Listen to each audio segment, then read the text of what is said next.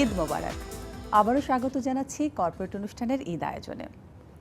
আবারও বললাম এই কারণেই যে আমরা কিন্তু এই অনুষ্ঠানটির একটি পর্ব গতকাল দেখেছি, আর 3 দিন ধরে আমাদের এই অনুষ্ঠানটি কিন্তু সাজানো হয়েছে এবং এই অনুষ্ঠানটির বিশেষ একটি নামও কিন্তু দেয়া হয়েছে, অজানা অনন্ত।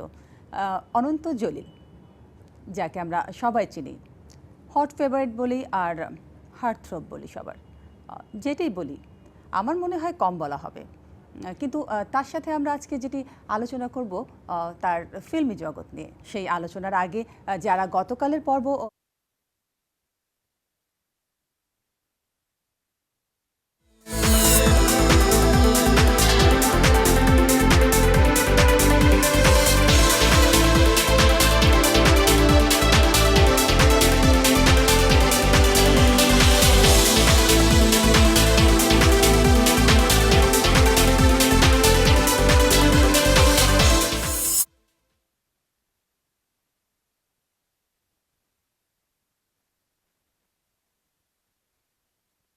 কারণটা কি?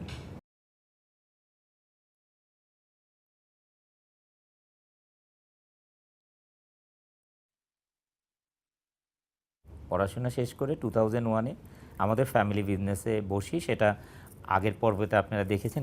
আমি যাদের সাথে ব্যবসা করি, ম্যানচেস্টারে হলো আপনার একটা কোম্পানি। এই কোম্পানির নাম হচ্ছে হুইসপারিং স্মিথ। এই কোম্পানি হচ্ছে রোলস রয়েস গাড়ি থেকে শুরু করে তারা is the very big company. তারা এক্সপোর্ট করেন সারা ওয়ার্ল্ডে। ইভেন ইন্ডিয়ান মুভি তারা কিন্তু ইম্পোর্ট করেন ইংল্যান্ডে। যখন আমাকে বায়ার একদিন বললেন, আচ্ছা বাংলাদেশের তো অনেক লোক ইংল্যান্ডে থাকে, তুমি কি আমাদেরকে হেল্প করতে পারো? বাংলাদেশের মুভির অনেক চাহিদা এখানে, অনেকেই রিকোয়েস্ট করে যে বাংলাদেশের মুভি যদি দেখতে পেতাম এখানে। তো হল ম্যানেজার যারা আছে ওদের কাছে রিকোয়েস্ট করে, অনেক দলে দলে এসেই রিকোয়েস্ট করে। তাই আমি বললাম যে ঠিক আছে, আমি তো আসলে ফিল্ম ইন্ডাস্ট্রিতে কাউকে চিনি না, তবে আমি তোমাদের কাছে কিছু ডিভিডি পাঠিয়ে দিব।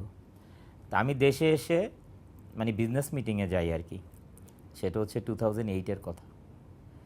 তো দেশে এসে আমি 8টার মতন ডিভিডি পাঠিয়ে দিই যারা তখন রানিং হিরো তাদের। তো ওরা ছবিটা দেখে বলে যে আসলে ইজ টু ব্যাকডেটেড। নাম্বার 1 হচ্ছে কালার কারেকশন না বললেই না, এগুলো নাই আসলে, কালার কারেকশন নাই। আর সাউন্ড তো একদম অ্যানালগ সাউন্ড, তো অ্যানালগই, বাট খুব বেশি সাউন্ড খারাপ।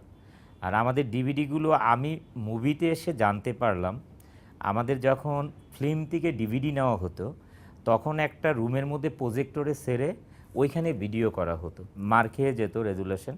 তো সব কিছু মিলে ও বললো যে না, এগুলো সাপোর্ট নিবে না। জানেন আপনারা সবাই যে বর্ষার সাথে আমার মুভির আগে থেকেই পরিচয়। তখন ও বলল যে আচ্ছা, আমার তো মডেলিং করার খুব শখ, মডেলিং করতে চাই এবং আসছিও ঢাকাতে, এই জন্যেই ছোটোখাটো মানে মডেলিং করতে ভালো লাগে না। যেহেতু তোমার সাথে পরিচয়, তোমার অ্যাবিলিটি আছে, তুমি চলো না আমরা মুভি করি। তো এর মধ্যে ওর এই কথাটা।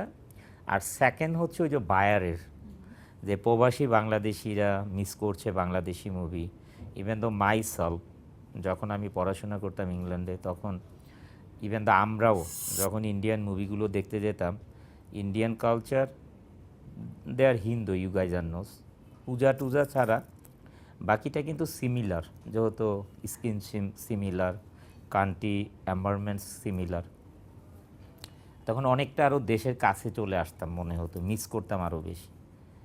তাই তখন আমরাও ফ্রেন্ড সার্কেলটা একসাথে আলাপ করতাম, যে বাংলাদেশি ছবি দেখতে পারলে ভালো হতো রে, এখানে এগুলো আলাপ করতাম আমরা। তখন এই কথাগুলো না মনে পড়তে থাকে। একদিকে আমার মিস করা বাংলাদেশি মুভি, অডিয়েন্স মিস করছে বাংলাদেশি মুভি, আমার বায়ারও বলছে যে এখানে বাংলাদেশি মুভি সে ইম্পোর্ট করবে। আরেকদিকে বর্ষা, শি ইজ মাই গার্লফ্রেন্ড, ও বলতেছে যে বাংলাদেশি মুভি, আমিও মডেলিং করতে চাই, মুভি করতে চাই। সেইটা কি বেশি মানে কাজ করেছে যে প্রেমিকা বলছে, প্রেমিকা চাইছে? আসলে আমি যতগুলো বললাম সবগুলোই ইকুয়াল কাজ করেছে। আচ্ছা, তো এই কাজ করা থেকেই তখন আমি ছবির নামও আমরা সেট করলাম যে খোঁজ দ্য সার্চ। আর গল্পটা বেছে নিলাম যে আমি তখন চিন্তা করলাম, আমি ওই যে পেপারে পড়তাম যে সিনেমার গরু গাছে উঠে, হ্যাঁ, নায়ক হঠাৎ করে জাম করে পড়লো, মানে বিভিন্ন জিনিস নিয়ে পেপারে ওই মুভি রিভিউ যেটাই লিখতো মুভির ব্যাপারে, মানে পেপারে লিখতো বা এগুলো নিয়ে আমিও দেখতাম যে হাসতাম। আর ছবির গল্পগুলোই দেখতাম, আমরা যতটুকুই দেখেছি বাংলাদেশি ছবিগুলোর গল্পটা দুই একটা মুভি ছাড়া গল্পটা কিন্তু অলমোস্ট সিমিলার। যে দেখতাম গরিবের একটা মেয়ে অথবা বড় লোকের একটা মেয়ে, গরিবের ছেলে বা বড় লোকের মেয়ে। আপনি যান এই ঈদের ছুটিতে, আপনি দেখবেন রমনা পার্ক বলেন আর ওসমানী উদ্যান বলেন, জিয়া উদ্যান বলেন, যেখানেই বলেন না কেন, সেইখানে কিন্তু একজোড়া ছেলে মেয়ে অবশ্যই দেখতে পাবেন। তো এইটা নিয়ে একদম কমপ্লিট একটা মুভি করা, ওই শিরি ফরহাদ, রমিও জুলিয়েট, সেই বা যুগ তো আসলে হিস্ট্রি। এটা নিয়ে তার প্রত্যেকটা তার হিস্ট্রি না, কাজের মেয়ের ছেলে হচ্ছে বা ঢাকার টপ 10 বড় লোকের মেয়ের সাথে প্রেম করছে। মানে এই যে সব কিছু জিনিস দেখে আমার মনে হলো যে না, আমি আসলে এই টাইপের ছবি করতে চাই না। আর সবচেয়ে আরেকটা ব্যাপার দেখতাম ছবি আমি করার আগে, বন্ধ ইন্ডাস্ট্রি, শিল্পী সংকট, ডেড ইন্ডাস্ট্রি, এভাবে পেপারে লেখালেখি হতো। এবং এডুকেটেড ছেলে মেয়েরা ছবি দেখতে যায় না বাংলাদেশে, ইভেন তো মধ্যবিত্ত ফ্যামিলিও ছবি দেখতে যায় না, দিনমজুর যারা তারাই ছবি দেখে। তো সব কিছু নিয়ে আমি চিন্তা করতে লাগলাম যে 1 নাম্বার আমার বিদেশে ছবি এক্সপোর্ট করতে হবে, 2 নাম্বার আমি এমন কিছু করি যেটাতে নাকি এডুকেটেড ছেলেমেয়েরা, ইয়াং জেনারেশন ছবি দেখতে যায়। কারণ পৃথিবীতে আপনি যেই প্রোডাক্ট বের করেন না কেন, ইয়াং জেনারেশনকে বেস করে যদি আপনি প্রোডাক্ট বের করেন আর সেটাতে যদি আপনি সাকসেস হন, তাহলে কিন্তু আপনি সাকসেসের দরজায় পৌঁছে যাবেন। আপনারা দেখছেন Superstar Group presents corporate, powered by Teletalk. যেহেতু আমরা বাইরে থেকে বিজনেস ম্যানেজমেন্টে পড়াশোনা, ফ্যাশন ডিজাইনে পড়াশোনা, এগুলো আমরা পড়েছি যে ইয়াং জেনারেশনকে বেস করে কোনো প্রোডাক্ট বের করা। তখন এই আমার মাথায় খেলতে থাকলো, এই বলিউড মুভি, হলিউড মুভি এগুলো কাজ করতে থাকলো যে টেকনোলজি কি ইউজ করে, ক্যামেরাটা কি ইউজ করে, পোস্ট প্রোডাকশনটা করে কি, ভিজুয়াল এফেক্টটা কি দেয়, এইগুলো নিয়ে আমি স্টাডি করতে থাকলাম। তখন দেখলাম যে আমরা যখন ছবি দেখতে যাই, 007-এর ছবি দেখতে যাই, টম ক্রুজের ছবি দেখতে যাই, এই যে বড় বড় হিরোদের ছবি দেখতে যাই, দেখি যে একটা গাড়ি এমনভাবে ব্লাস্ট করা হয় মানুষগুলো পর্যন্ত ব্লাস্ট হয়ে যায়। তখন আসলে তো এটা বাস্তবে সম্ভব না, এই আর্টিস্ট তো আবার পরের বার কাজ করছে, তার মানে কি এটা টেকনোলজি, ভিজুয়াল এফেক্ট, এগুলো আমি করতে চাই আমার ছবিতে। এই এই এই কাজ করতে করতে করতে করতে ছবির নাম খোঁজ দা সার্চ, যে বাংলাদেশে আমি টেকনোলজি আমি ইন্ট্রোডিউস করব এবং নতুন গল্প ইন্ট্রোডিউস করব যেটা বাস্তব, এবং এই সব কিছু মিলে আমার কিন্তু খোঁজ দা সার্চ। তবে ছবিটা দুঃখের বিষয় একটা, আমি তখন বাংলা ভালোভাবে বলতে কম পারতাম, ডাবিংও প্রবলেম হয়ে গেছে। তারপরে হচ্ছে সেকেন্ডলি হচ্ছে ছবিটাতে 31টা জায়গায় সেন্সারে কেটে দিয়েছে, 31টা জায়গায়, যার কারণে নাকি আমি যখন ছবি দেখতে যাই আমি নিজেই বুঝি নাই গল্প।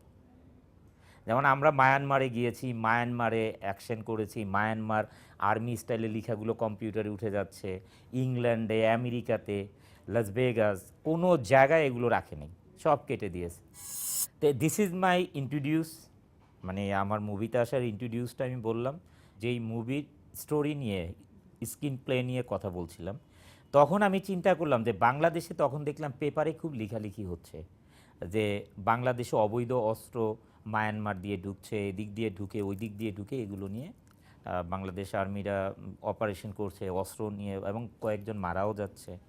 তখন কিন্তু আমি এই অস্ত্র চোরাচালানি নিয়েই কিন্তু আমার ছবির স্টোরি, এবং আমার লাক এমনই ভালো, যখন আমার ছবি রিলিজ হলো তখন 10 ট্রাক অস্ত্র মামলা এসে সামনে পড়লো। তারপরে দ্য স্পিড মুভিতে এই যে ধরেন আমার যে গল্পটা ছিল যে বাজারের যেই অবস্থা থাকে, হঠাৎ করে বন্যা হবে বা রোজা হবে, দাম বেড়ে যায়, অসাধু ব্যবসায়ীরা যেগুলি করে, আমার কিন্তু এইগুলো নিয়ে মুভি ছিল। আমি এই কারণে আমার, তারপরে আপনি মোস্ট ওয়েলকামে দেখেছেন যে মানি লন্ডারিং নিয়ে মুভি, এই আমার মুভি রিলিজ হওয়ার 3-4 দিন পরেই হলমার্কের ঘটনা এসে সামনে পড়লো। তা আমি আসলে আমি যে বাস্তব নিয়ে ছবি করেছিলাম, এটা যে এতটাই বাস্তব হয়ে গেল ছবিতে, তার কারণে এই ইয়াং জেনারেশনের কাছে আসলে দেখলো যে সত্যি উনি যেই ছবি করেন এটা দেশের জন্য একটা মেসেজ।